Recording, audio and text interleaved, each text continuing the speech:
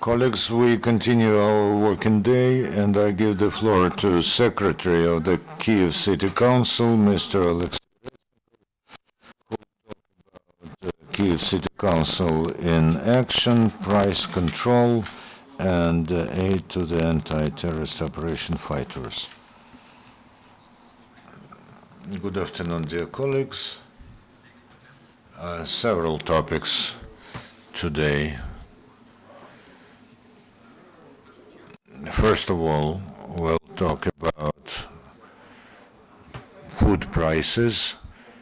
We all regrettably have seen such unpleasant pictures when in our food stores residents of Kyiv and guests of the capital were buying everything, sweeping the shelves up, and we think that this was a result of a certain panic and the perception of some panic mood connected to the sharp fall of the hryvnia exchange rate. And so at the initiative of Kyiv City Council, the mayor has created a working group that is composed of representatives of two specialized commissions,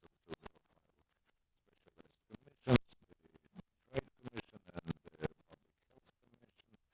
They are working rather fruitfully, and they have invited representatives of Kyiv Bread Company in order to understand how the manufacturers of foodstuffs that are deemed to be staple foods will behave. We know that there is a government resolution that regulates the so-called socially significant foodstuffs, including flour and bread and pasta and rice and salt. There's a certain list. The sessions of this working group of the city councillors are taking place regularly, and they invite representatives of trade operators so that to explain some things to them. Of course, we cannot regulate all the prices because it is the state that is responsible for this, but we have to explain to them that they should not link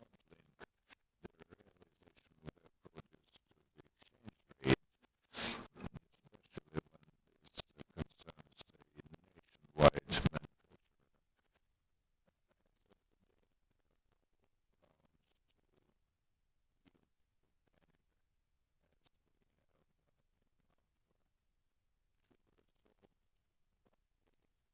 especially when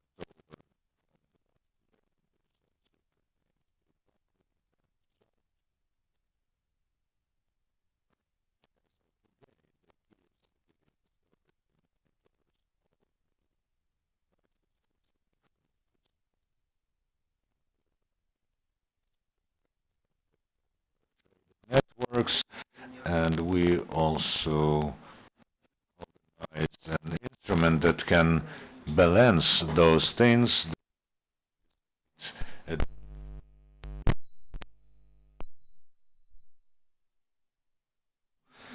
District city administrations is looking for agricultural fairs in Kyiv, so that the could deliver their foods to Kyivans without intermediaries, so that Kyivans will be able to save quite a lot of money. Now, this is going under the control of the Kyiv City State Administration. As of today, I remind you that last year an official contest was held which chose a official bread manufacturer, and they got an opportunity to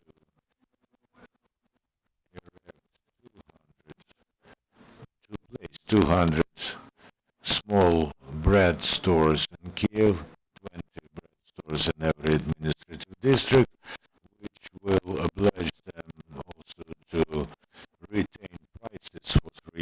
price at the same level. Those kinds of bread that are considered socially important, and Kyiv Chlib was the winner of this competition. As of today, they have opened 5 bread stores in the left bank of Kyiv. They promised that they will open another 10 stores in the right bank of the city. And in general, they have to provide the opening of 200 such stores. If they violate the agreement and do not provide for the realization of socially important bread, then this is the ground to disrupt this contract and launch another contest and give the opportunity to other manufacturers to sell bread on the territory of Kyiv. There is a proposal from Kyiv Chlib to address the state authorities in order to balance the prices for flour and to ban the export of flour. But I think that Kyiv City Councilors will hardly support this initiative. It is economically unreasonable. There's too few hard currency influx into Ukraine, and anyone who is able to sell something abroad is a deliverer, supplier of hard currency for Ukraine, and we know that there's enough flour and bread and grain both for the market. Tomorrow, City Council will start. Almost 90 points on the agenda, but there are some peculiarities of this session. We don't have now a opportunity to hand over land for use, and there's a resolution that bans any body of local authority to hand over plots of land to builders unless they have a detailed territory plans and maps. In order to produce them in Kyiv, we need almost 1 billion hryvnia, which we don't have now. So many plans about construction, both socially relevant and commercial, are suspended now. If the councillors change their position and vote for the suspension of this moratorium or delay in this moratorium, then there will be more opportunity. However, the allocation of plots of land for the reconstruction of the existing structures is allowed. I remind you that the last session gave a permit to detailed territorial plan of Kyiv, so investors who plan to start construction in Kyiv, they can assemble a pool, and then they can analyze the coverage. They can analyze on their own. They have to draw such maps for 20 to 40 hectares. It is being financed by investors themselves, not from the Kyiv city budget. And in this way, we will be able to overcome this problem. Very important will be the issues that will be tabled as urgent. This pertains to the support by the Kyiv City Council of families of ATO fighters. As of today, we will introduce amendments to the program Turbota Care and into the resolution of the Kyiv City Council on support of the families of ATO participants and all the privileges that we managed on behalf of Kyiv City Council, which is the representative of Kyiv community. We managed to help them pay for communal services via such subsidies, and instead of 60 million hryvnias that were planned, we managed to allocate 95 million hryvnias, and also the money for social psychological assistance to Kyivites who are participants of ATO operations, because we understand all those who leave ATO zone have to have the social psychological assistance, because staying there requires the assistance of psychologists, because in the US all those who visit the hot points, they have to get the psychological assistance, otherwise they do not get any insurance. But that all is in the hands of the hospitals and volunteers, and we believe that Kyiv authorities also have to help in that, to help those people who are defending our sovereignty. And we are planning to allocate 3.5 million hryvnias additionally, because for a serviceman this assistance should be free of charge, but for people who will be providing this type of assistance, we have to compensate their work.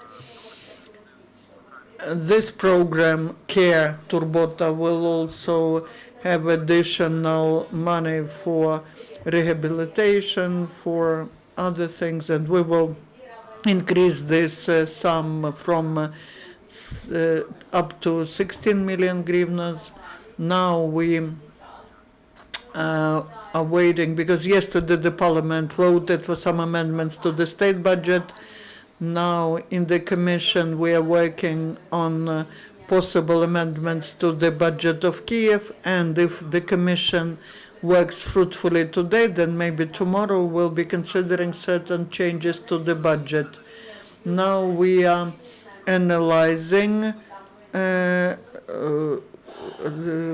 this, and besides all that, another important issue on the agenda, please pay attention to that. Tomorrow we'll be considering the changes to the provisional procedure of allocating land plots, because as of today there is this provisional procedure which was regulated before. Then there were amendments introduced. According to that, any person that requests the allocation of a land plot has to do a lot of paperwork. First, they have to get the permission for developing the documents, and that should be approved at the plenary session of Kyiv City Council. All the departments, the Department of Architecture, the Commission, then the session should be held. After that, the person has to develop all that technical documentation, and then again should come and submit the request for land allocation. And again, there should be the meetings of the department, the commission, and the plenary session, and it takes years for people, and that is the environment for corruption. That is just where everyone earns money, I mean the corruptionists, and now we want to remove this illegal condition. A person should not go twice to Kyiv City Council. In accordance with the land code, the person has to apply once, and the decision on land plot allocation is to be approved by the City Council, but it is nonsense to make a decision on the permit to develop the documentation at the session of the Kyiv Council. Basically, if you know, for example, that there will be a road in this place and or a bridge will be built there, then during the month you say, yes, we do not allow you to get this land plot but if during the month the person doesn't get any reply, then that means that the person gets the approval. So we're planning to remove that, and there will be only one application left. So even if in the best case, the person has to spend a year and a half to get all the permits. Now, after we cancel this permit, the person will be spending half a year only. That is revolutionary decision. Tomorrow, all the members of the council who did not read this document will start expressing their opinions against that. And there are some who represent big developers, owners of big land plots, and tomorrow they will be making attempts not to vote for that new procedure. Tomorrow there will be quite a demonstrative plenary session, and I hope that the wisdom will win, and the corruption should be detected by the law enforcement bodies, but we need to change the procedures so that there are no grounds for the corruption. This is like an illustration of files management system, and this is one of our programs that we have to implement to make it easier for people to get an administrative service. What else? I've informed you about everything. I'm ready to answer your questions, dear colleagues. Don't forget to introduce yourselves. Honorable Fifth Channel, in connection to this ban, it happens so that since the 1st of January, families of the heroes of the Heavenly Hundred and families of ATO fighters cannot claim plots of land. Well, very good question. Thank you very much. Really, in fact, in Ukraine, not a single body of local authority can provide a plot of land even for the heroes of the Heavenly Hundred or for fighters in anti-terrorist operation unless there is a detailed plan of territory. So we should either look for plots of land that are covered with such a detailed plan of territory, which was drawn previously. You know, I went to our Department of Architecture and they said that pragmatically reasonable is 40 hectares when they have a sort of a railway there. So this is one of the options, to look for the lands where there is already a plan of territory. Another option is to find money to finance the detailed plan of territory, and that's at the expense of local community. And another option is to go to investors so that they also take part in this. I can tell you that yesterday the session of the Working Commission has ended, composed of the representatives of all the agencies which have our fighters in the anti-terrorist operations zone, including the Ministry of Defense and the Security Service and so on. There was a joint conference and they decided that in any case, in the city of Kyiv, when we find plots of land that may be handed over to the families of the heroes of Heavenly Hundred or fighters in the anti-terrorist operation, we will find the money to develop detailed plans of territory. Their interests won't be harmed. listen, there's no problem in this respect, because if you remember, we did vote for the first plots of land before the moratorium was introduced, so we don't have any information on this. Please, well, it became designated for anti-terrorist operation zone. And then they also showed something in the same vicinity for the heroes of the anti-terrorist operation.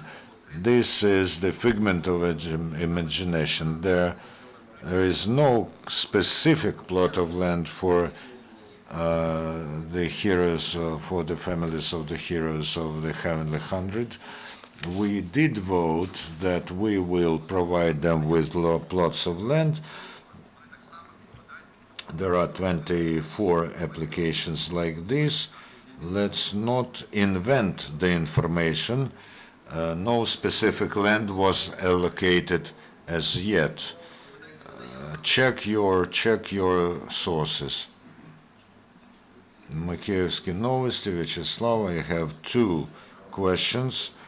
Within the Turbota program, do you plan the allocation of money, for instance, for the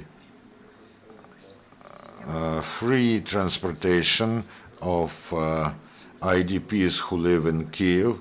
If this is not possible, then is it possible at all? This is a global problem. As of today, the Kyiv Authority, including and also the authorities of any city, have to review the system of people who use benefits.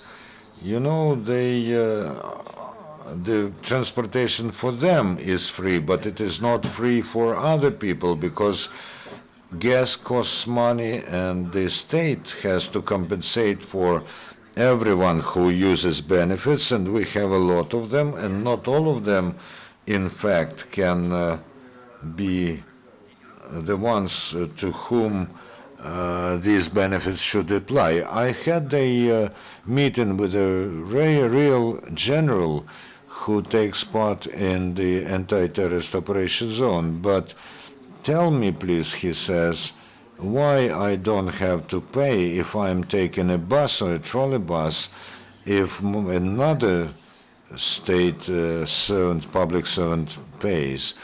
Of course, he says, if I'm in pursuit of a criminal, then I should not pay, because I am fulfilling my duties. You know, to find a mechanism that will compensate the expenditure for those who provide us with transportation services. This is a statewide problem. So at the moment, we do not foresee any benefits for IDPs in this respect, because we have to decide whether we can sustain an additional load in this case. But maybe just underground. Okay, I agree with you, and I promise to talk to the management of the underground system and also to the respective department. I sent a letter on the 13th of January to the Kyiv City Council, and I got a response signed by Mr. Gott. We suggest that plenary sessions of the Kyiv City Council are shown online fully, so that they then be placed on the site of the Kyiv City Council. I got the reply that they do foresee such and plan for such things, but no dates. I tell you that we have launched the same system in the Donetsk Regional Council without any additional expenditure. I talked to technicians who did this there, and they told me that the same equipment is there in the Kyiv City Council, and they can tell you how to do this without any additional money.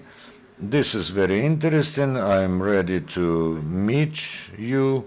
Let's meet next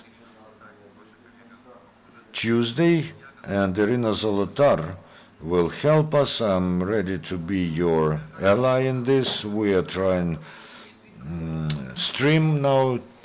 The Kyiv Broadcasting Company is trying to do this. We are all for transparency and openness, and we not only vote for this with our both hands, but with every other part of the body as well. Вечерний Kyiv. Could you please tell? It's about privileges. I believe it all could be done easier if those people who have right to get privileges, who are not just registered in Kyiv but who live in Kyiv, they present the document that they live in Kyiv, and they can get, they should get this card of Kyivite.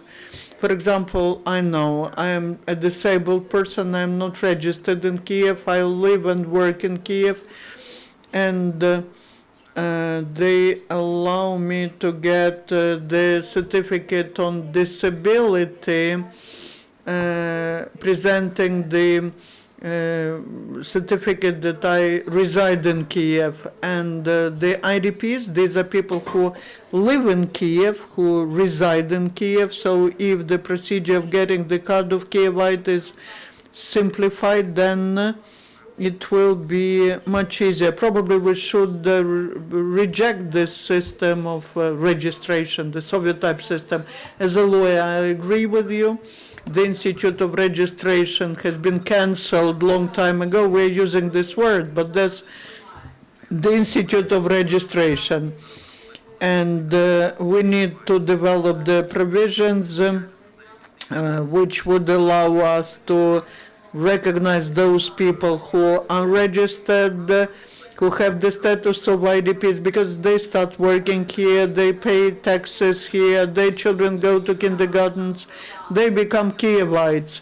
But just because they don't own some real estate where they can get registered as people who are permanent residents, they are not considered to be Kyivites. But we are working on this idea. Thank you for this idea of how to get this status of Kyivite. I would like to add one more thing while you're thinking about questions. It's again about Kyiv Council, transparency, anti-corruption measures. One thing is to talk, another one is to do. Today, we have summarized the small competition. That's the competition for daily cleaning of the offices of Kyiv City Council and Kyiv City State Administration. You know this building, Krishchatik 36. For many years, our communal company was doing it, which was subordinate to us. We started looking at their financing certain sums of money without tenders, without competitions. They were created to provide such services. That was logical, but today we live in the free market, and transparent procedures, they should be, all that should be done at open competitions. We organized an open competition for giving the chance to provide such services to anyone. And during several last years, the price at which such services were provided, and the previous leadership is not working there, they were providing these services starting from 2010 in hryvnias. It was up to 8 million hryvnias.